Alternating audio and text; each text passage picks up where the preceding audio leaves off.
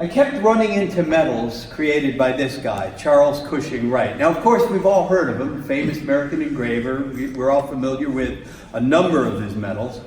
But with regards to Washington, I kept tripping over the guy.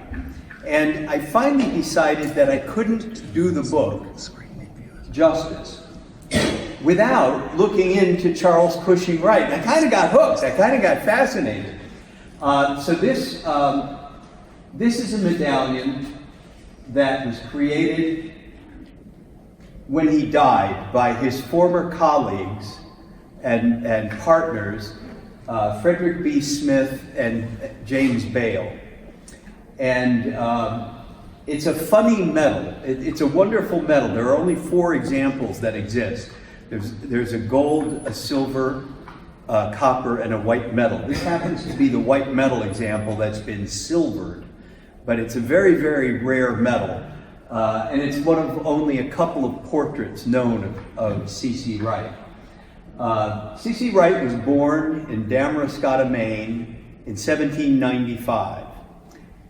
He was probably a bastard child. His father was a Scotsman traveling in Maine, looking to buy lumber to import back to England, and kind of hooked up with Charles's mother, and promised to marry her on his return from Scotland. He was taking the shipload of lumber that he had purchased back to Scotland, promised the mother that he would return, and of course he was never seen again. And the family lore is that his ship sank at sea, but the reality is that he probably had another life in Scotland and wasn't ever coming back. And when he was born, his name was not Charles, he was named James, after the father. And he as a young boy, was befriended by an old Revolutionary War general by the name of Charles Cushing. And so in honor of his benefactor, Charles Cushing, he took the name Charles Cushing. And Charles Cushing helped to educate the young C.C. Wright, sent him to a boarding school in Boston. And no sooner did Wright arrive at the boarding school than old Charles Cushing died, and the funding for the education disappeared, and so Mr. Wright had to return to Damariscotta, Maine. Anyway, he was an interesting character. He ran away at the age of 15 to fight in the War of 1812. And of course, because he was young, they wouldn't allow him to enter the draft. And so he took a position with a sutler, and he traveled with a sutler to all of the various battles in western New York and in the Lake region. And he was actually wounded in one of the battles, shot in the leg, and spent some time recovering, and in recovering, discovered some books that were engraved by a man named John Scholes. And John Scholes was a famous engraver in New York City, and so Wright decided he was going to become an engraver. Let me move on to the next slide. I just want to show a couple more portraits here. When I did the article for the advisory, I was convinced that that was a portrait of Charles Cushing Wright, and I mistakenly attributed it as a portrait of Wright, but it is in fact Asher B. Durand, and I just thought they looked a lot alike. But that is an accurate portrait painted by a famous artist named Henry Inman. It's a miniature. So Charles Cushing Wright is on the left. That's Asher Durand on the right. They were friends. They were good friends as young men.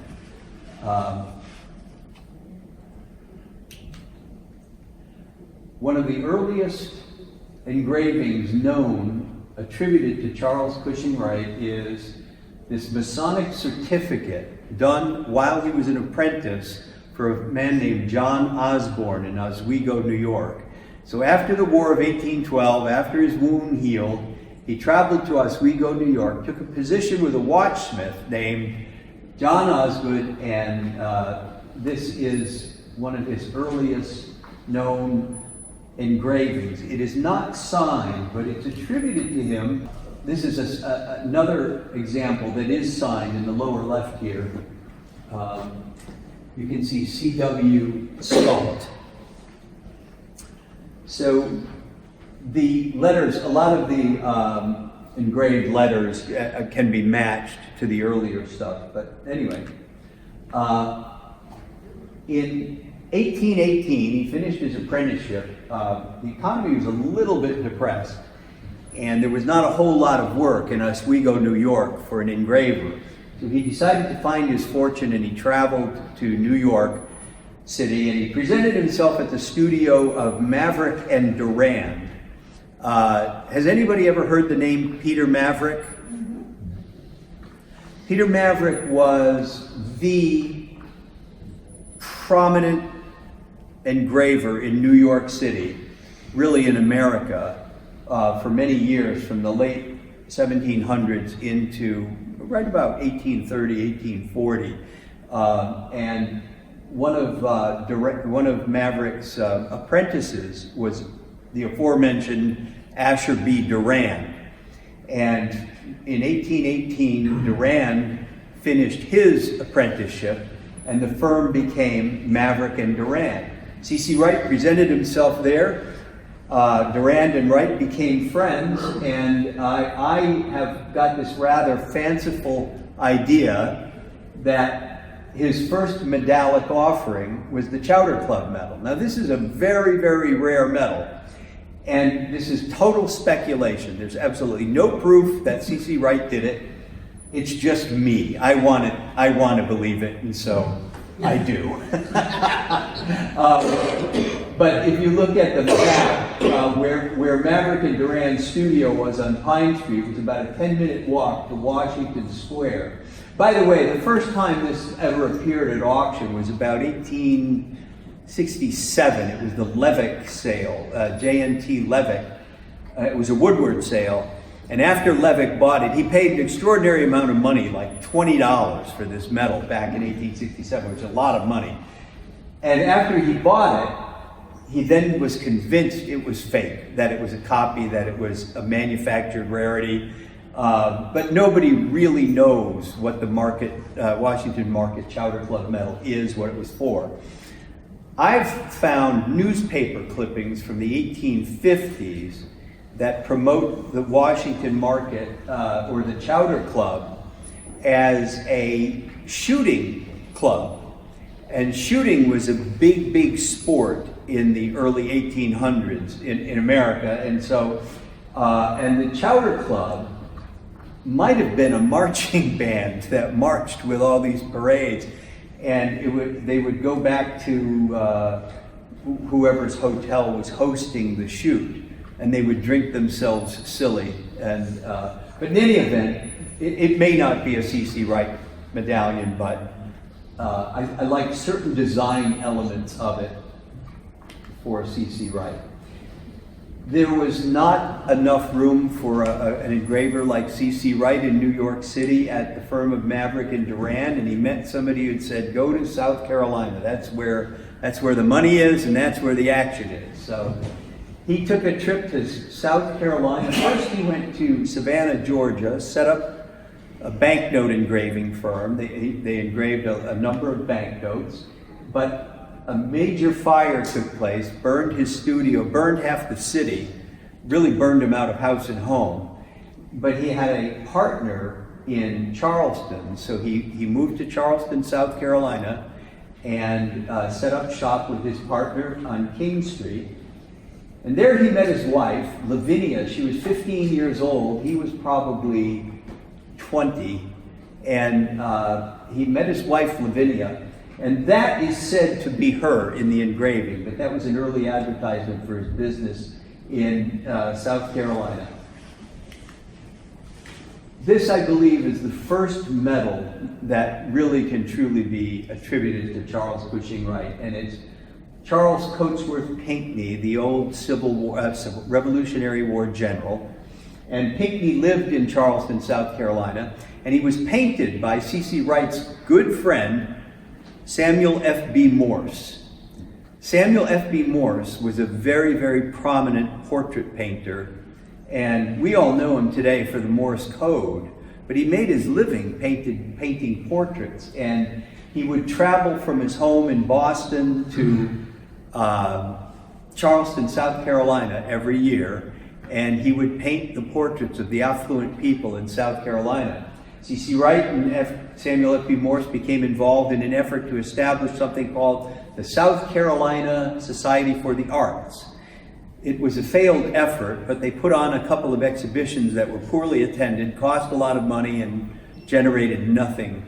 And so it kind of failed. But this is a very early medal, and it may be, there's a little bit of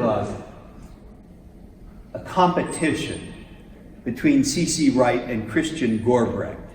They both claim to have been the first native-born American engraver to have struck a medal in the United States.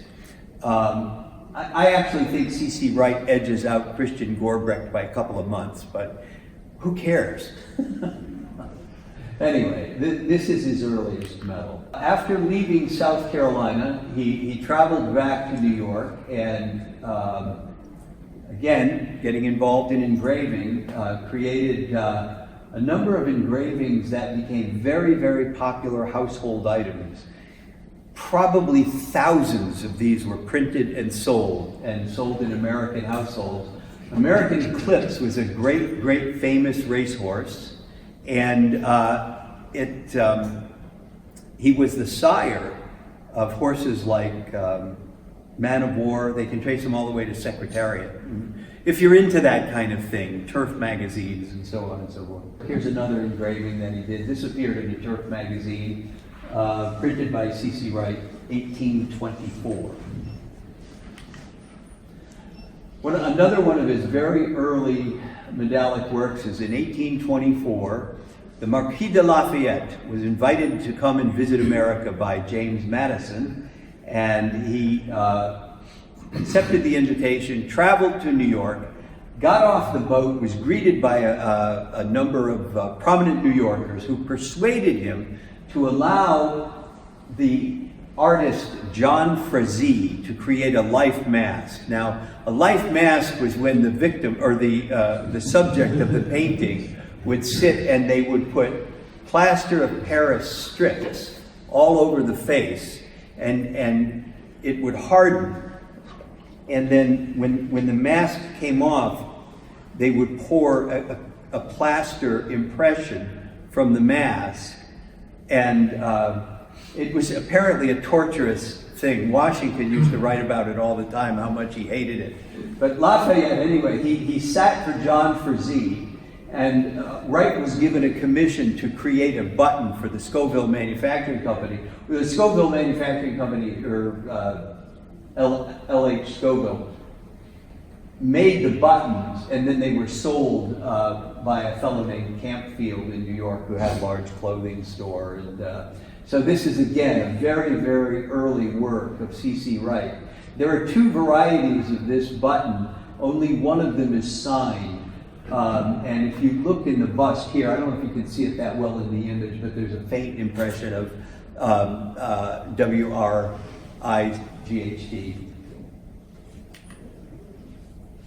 And again, another medal to Lafayette. There was a giant fete, a giant ball, a giant gala. Durand and Wright printed the invitation. C.C. Wright created a pair of ladies' gloves that would have the image of Lafayette on them. That's his engraving of Lafayette. And they created this cute little medallion. These medallions have long been attributed to C.C. Wright, but they are not his work. This is done by a guy named Joseph Lewis. John Kleberg did a study of these about 6 or 7 years ago in one of the A&S journals. So these, for many, many years, and some people still attribute them to Wright, but they were actually done by a fellow named Joseph Lewis. But they're very familiar, so I wanted to just show them. His next medal, he exhibited at the National Academy of Design. And that was a medal of Henry Rutgers, and the earliest version of it, he got his name wrong, so they had to make a new one. The National Academy of Design, when C.C. Wright returned to New York in 1824, he signed up to take courses at the American Academy of Art in New York. The American Academy of Art was presided over by the very famous artist named John Trumbull. Have you all heard of John Trumbull? Do you know many of his famous historic paintings are in the Capitol in Washington? John Trumbull was a cantankerous, crabby old goat, and he kind of ran the American Art Institute as his own little fiefdom. And they would have an annual exhibit that only included paintings done by him. And year after year, people would get tired of coming to the exhibit to see the same old paintings. They wanted new. And the young artists who wanted to study at the Academy would come. They had very restrictive practices. Classes were only held in the summertime. They were only held between the hours of 8 a.m. or 6 a.m. and 8 a.m. And 9 times out of 10, the students would show up, and Trumbull would just keep the door locked and tell them to go to hell. You know, you're not coming in. But there was one student that Trumbull did take a liking to, and that was Asher B. Durand. And because Wright was such a good friend, I believe that Wright and Durand spent a great deal of time with John Trumbull. In any event, they became so frustrated, the students became so frustrated, they decided, we're going to start our own academy. And they formed what they called the New York Drawing Association.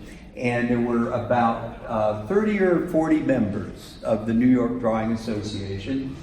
And at some point they decided to incorporate and become the National Academy for the Arts of Design, which still exists in New York City today. It's probably one of the oldest art institutes in America. I think the one in Philadelphia is a few years older. But the National Academy for the Arts of Design started in 1826, and the first 15 members were a number of very, very famous artists, including Samuel F. B. Morse, Asher B. Durand, C.C. Wright, Henry Indian.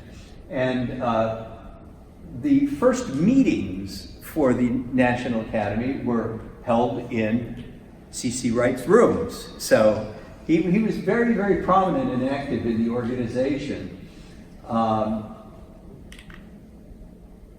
Because of that involvement, because of the, I mean, by the way, there's a whole history. I could talk about the National Academy of Design and the Academy of Fine Arts for 4 hours, and I would really put you all to sleep, so I won't do that. But the whole history is fascinating.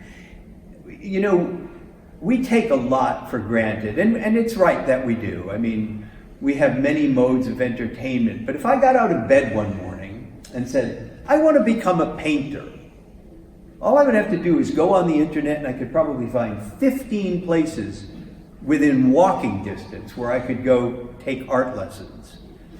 But back in 1826, where did you go if you wanted to become a painter or an artist of some sort? And the only avenue open to these folks was the apprenticeship avenue. You could go study with a painter, somebody who was working. But that wasn't that easy because there were so many people who wanted to be painters. It wasn't automatic. You couldn't just go knock on somebody's door and say, hey, I want to work for you doing painting. So these early artists really had an amazing number of things to overcome. In any event, the success of the National Academy brought the corporation of this city of New York would bring their work to members of the National Academy to have done. And when the corporation decided to create a medal to promote, to honor, to celebrate the opening of the Erie Canal, the commission came to Durand and Wright. The invitation to the big gala or the grand opening was engraved by Wright and Durand. This design was created by a man named Archibald Robertson, but that engraving of Pan and Neptune arm in arm with an Indian on a canoe in the background was actually engraved by Asher Duran. But that was the official invitation, and then this was the ribbon that you were given when you attended the ceremony. The medal was not ready in time for the grand celebration in 1826. They were actually distributed in 1827. They're not terribly rare, but they command a premium because everybody wants one. They got put into that category, so-called dollars. It's HK number 1, and now everybody needs one. Kind of annoying, really.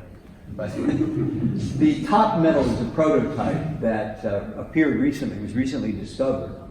And you see the eagle with the wing outspread. There are many differences. I won't point them all out. But this was the final version. 12 gold examples were struck. They were awarded to past presidents and important people. They're incredibly rare. One sold not too long ago for about $300,000. And I think if one were to come up again, it would go higher than that. The white metal examples were all issued in a hard wooden box with an engraved paper, and even though you can't see it, the engraving is right also.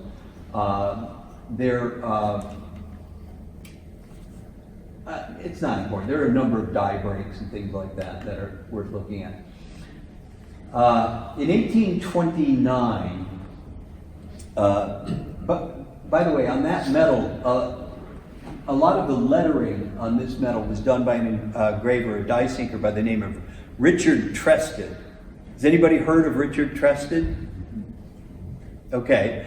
Not too many of you have, but Trested was was an English engraver, came over in about 1821 from Birmingham and set up shop in New York as a die sinker, and his early tokens are very, very scarce, very desirable. They're not terribly good, but they're highly collectible and very, very expensive. But Trested did the lettering on the dies for the Erie Canal medal. When he died of an infection. He either amputated his finger or cut his finger badly in the shot, and it became infected, and I guess the infection moved rapidly, and he died suddenly, unexpectedly at the age of 29. He had 2 sons and a wife that he left behind. And C.C. Wright came in and bought the dies, tools, and equipment, and actually moved in to Trested's shop. It was actually a big help to Anne Trested, the wife, and she eventually traveled back to England, interestingly with one of the artists from the National Academy for the Arts of Design,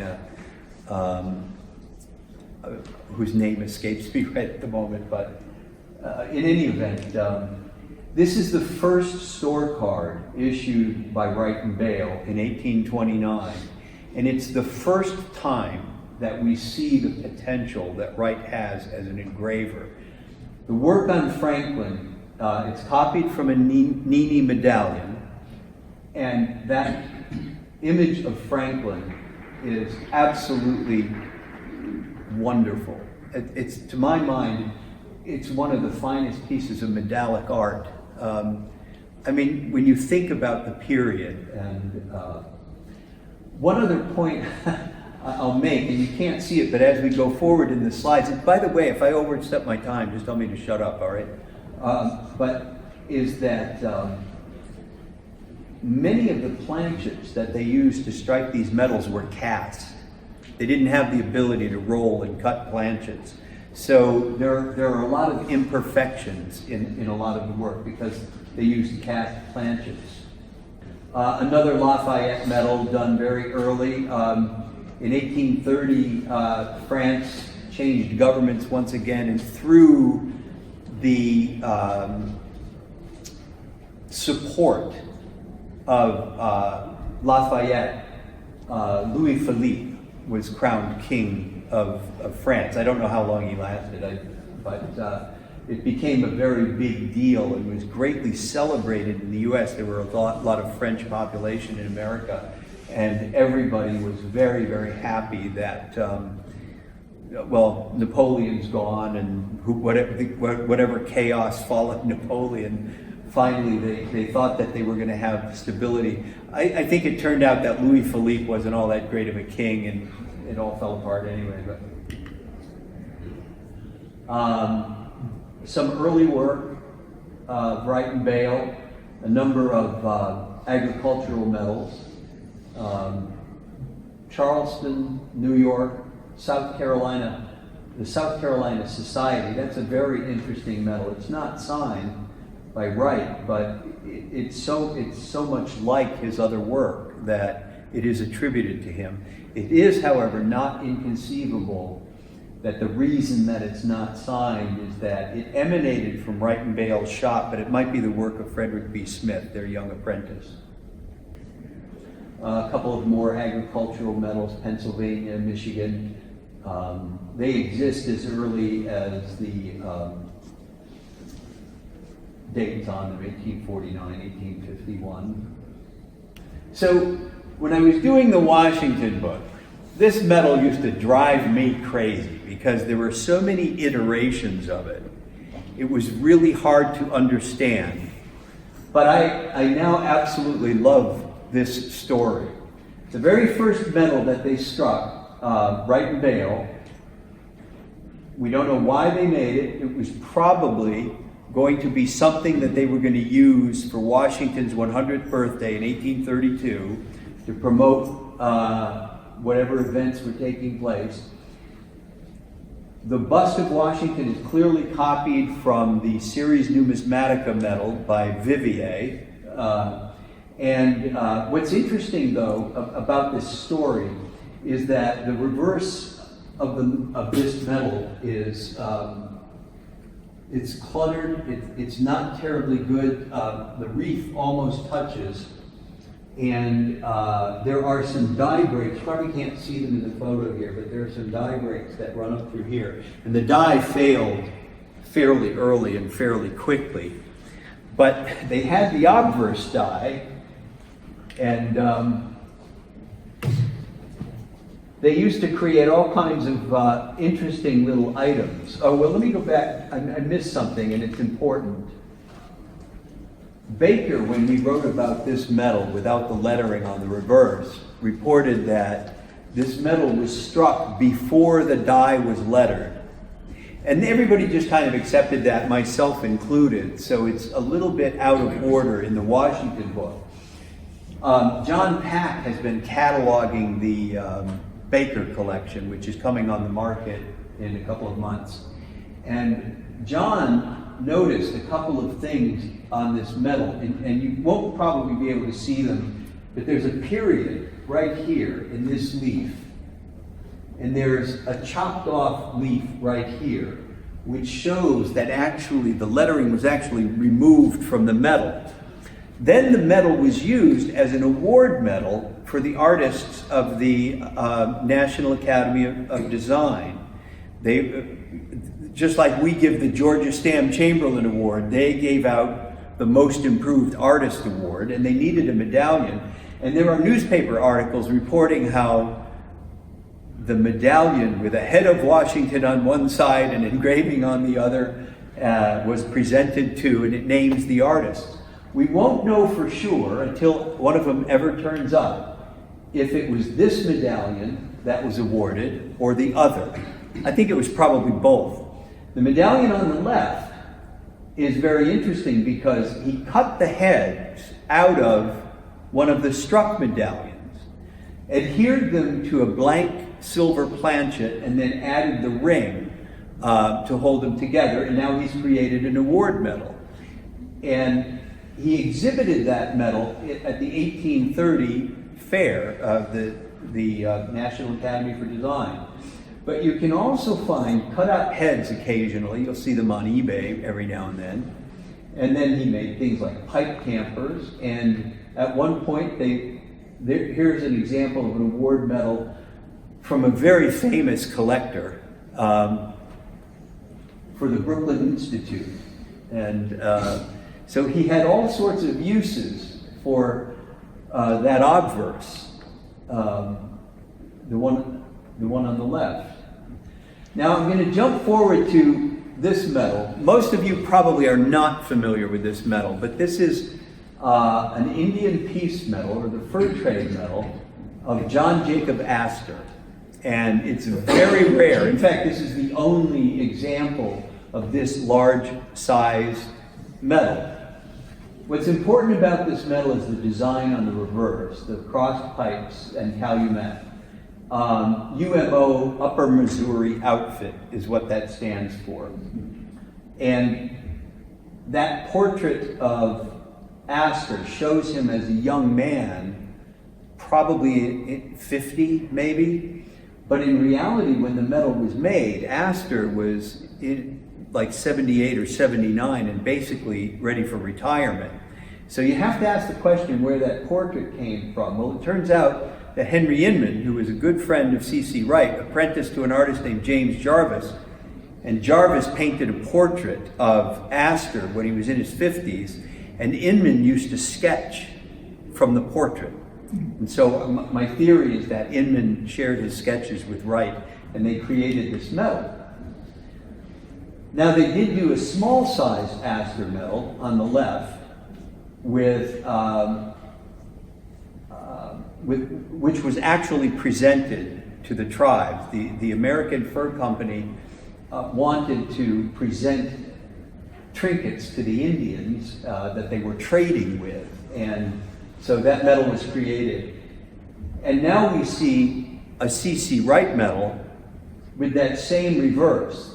And if you size these on Photoshop, the exact same, correct size that they should be, and you do an overlay, there is no question that it is the same punch used to create the dies. The obverse is a head of Washington, and when they created these medals, the only people who were legally entitled to distribute medals to the tribes was the federal government. But the American Fur Company needed them, and the government, Jackson was president, and Jackson really was kind of indifferent to all of it. He did not really, Jackson was really hard on the indigenous population of the United States. And in any event, Jackson really didn't care. So Lewis Cass, who was also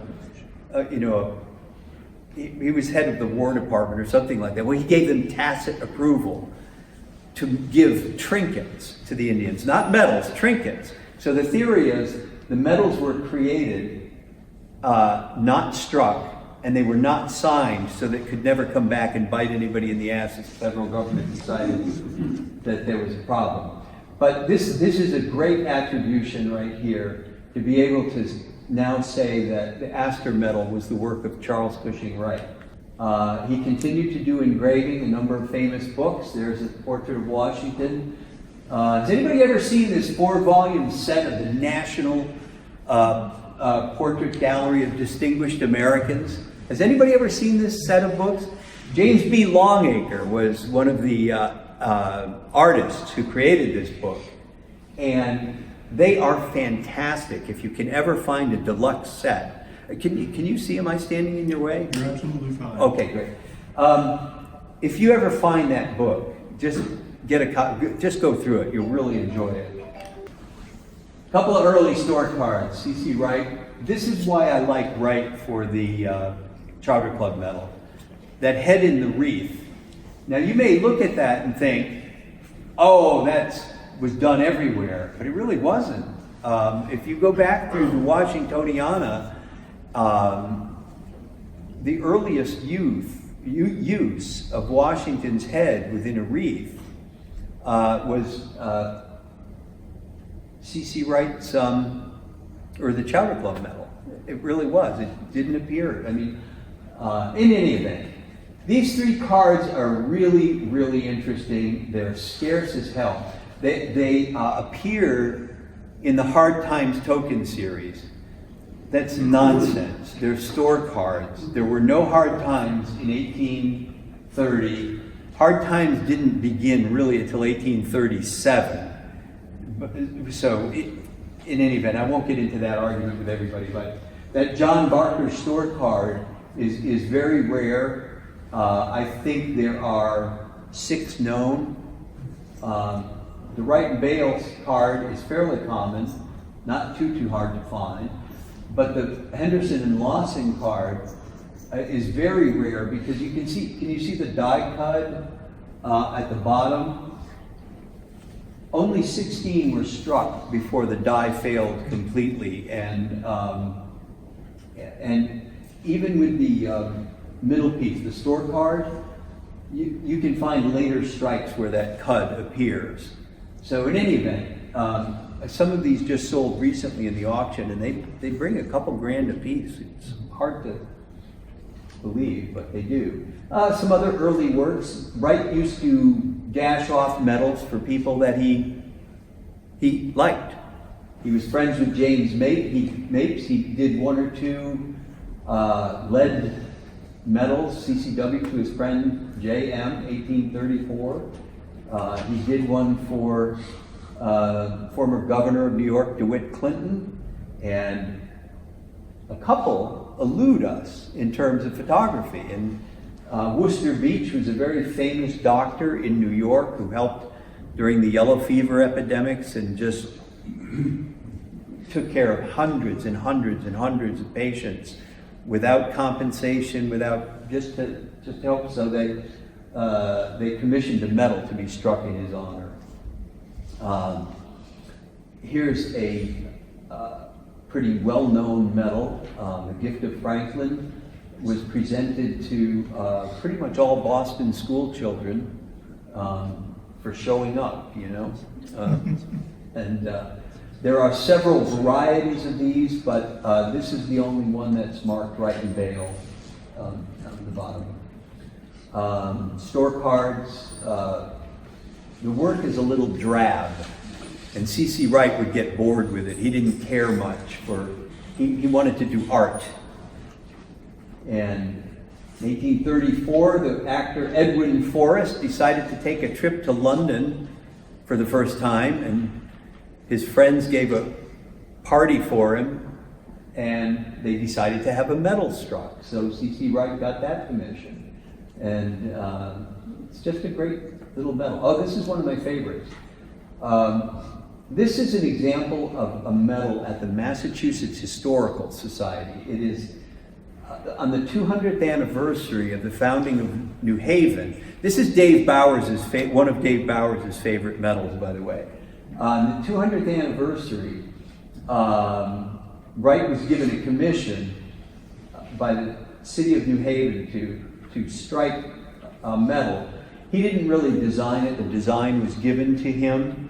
One of the founding members of the National Academy for the Arts of Design sketched the reverse of a fellow named Thiel Town, who was the architect who built actually some of the buildings in the medal. But a very interesting point about this medal is that the anniversary was 1638 to 1838, 200 years. But if you look at the date that he put on the medal, he put 1688. Now, I don't know what he was drinking that night or anything, but, you know, that's a pretty big mistake. So the medals were struck, and what they now he's got it wrong again. It's 1683. And the corrections that they made were made directly on the medal, which is interesting. So here you can clearly see that the corrections were made on the medals. In any event, 100 of these medals were struck like this and had to be corrected. And that's in all metals, the white metal, bronze, whatever, and silver. The silver medals are incredibly rare. In fact, the only one I've seen is the one at the MHS of that type. So they decided time for a new die, And I guess C.C. Wright didn't have time to do it himself, so he hired his old buddies, Bale and Smith, who are by now out on their own. C.C. Wright's not in partnership with them. And so they recreated the reverse eye, but the outverse eye, there's some differences. You don't see the sun in the background. See here that you see the rising sun over on the left? And then here there is no rising sun, the tree branch is very different, and there's no signature of C.C. Wright. This is also a silver example, and again, very, very rare in silver. So it's just an interesting medal, and I point this out to you because if you ever come across one, all right. So Wright then decided he's had enough, he's not making any money as a medalist. So he invented a pen, and he invented the nub for a pen, and his friend James Mapes, that he made that medal for, had invented a type of ink that was being produced by a guy named Felt, James Felt, and Wright went to work for Felt and figured out how to make this pen that would use their ink, and he started his own pen company, and he became phenomenally wealthy selling pens, and he dropped out of metal engraving for I don't know how many years. It's also an interesting period. His marriage was never a happy one. He had children. His oldest son was born in like 18. I just want to get this in. His oldest son was Charles Washington Wright, probably born in about 1824, 25. And Charles ran away to fight Washington Wright ran away to fight in the Mexican War in 1848. And C.C. Wright and his wife would separate and come back together. And unfortunately, every time they came back together, they had another kid. And so at some point, he had his youngest child, I'm going to say 1840, right around the time they're doing the pen company. And in any event, they divorced. Finally, C.C. Wright and his wife divorced. And his wife took the youngest daughter and the youngest son to Charleston, South Carolina. And what's very interesting is during the Civil War, the older son was an officer, he's a captain in the Army fighting for the Union, and his youngest son was a private in the Army fighting for the Confederacy. And they actually were on the same battlefield together. Now, C.C. Wright didn't know any of this because he died in 1854 before the war. And it's not an uncommon tale for the Civil War, but I find it compelling for whatever reason. In any event, he became wealthy selling pens, and he branched out into, by the way, he won a gold medal from the American Institute for his pens. And he branched out and he began to sell umbrellas. And the C.C. Wright Umbrella Company was popular for a while, but he sold everything and became wealthy, married an 18-year-old woman, had another family, and by 1848, he's involved with the American Art Union. And tell me when to stop, Skylar, because but the American Art Union was a really interesting concept. You would pay $5 and you would be a member, and then they would use all of the money that they gathered from membership dues, and they would buy artworks from prominent artists. And then at the end of the year, in December every year, they would have a gathering, an annual meeting, and after the annual meeting, there was a lottery. And all of the members had one name on a card that was put into a drum, and they'd stir the drum, and they would draw out the name, and then in the other drum, they had the artworks on a card, and they would draw out the artwork. So if you were Ann Bentley and you win this painting by Asher B. Durand, you won it. It was yours. So the potential $5 investment could potentially get you a very valuable piece of art.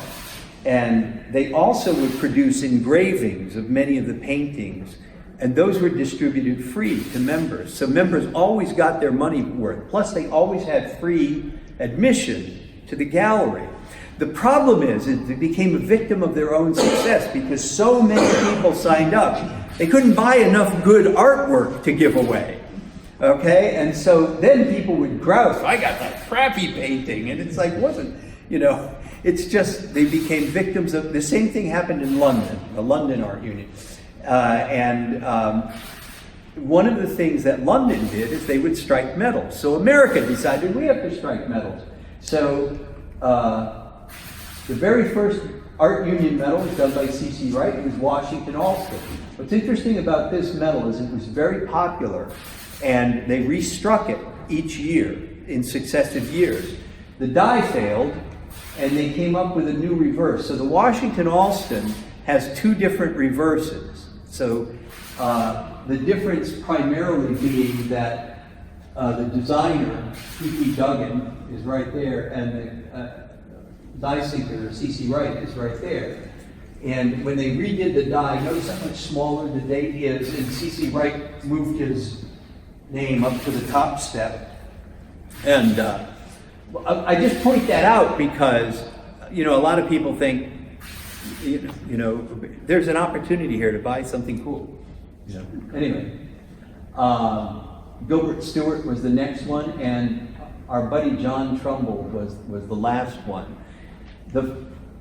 My favorite C.C. Wright medal is the Will Page medal. I think this is an absolute masterpiece of a portrait. It's just phenomenal. Everything about it is right. If you go back to, you look at these reverse dies, they're really disproportionate. The figures just don't work. The idea, I think, was they wanted to make the goddess larger than life, and it just kind of is not great. But the portraits are phenomenal. Then he got into work for the Mexican War, and the New York Volunteers Medal on the left is actually fairly common. Every member of the New York Volunteers regiments who fought in the Mexican War was presented. Even deceased members, the family members, were given medals. It took them a number of years to distribute. The city of South Carolina, Charleston, did the same thing. The medal on the right. The state of Louisiana. And Wright got all of these commissions. And so he struggled for many years to be successful, only became successful when he sold his pen company, and then, ironically, he became the go-to medalist for the United States of America. And, I've just scratched the surface, and there are hundreds more medals to look at and see, and I just thought a taste of C.C. Wright. Thank you very much.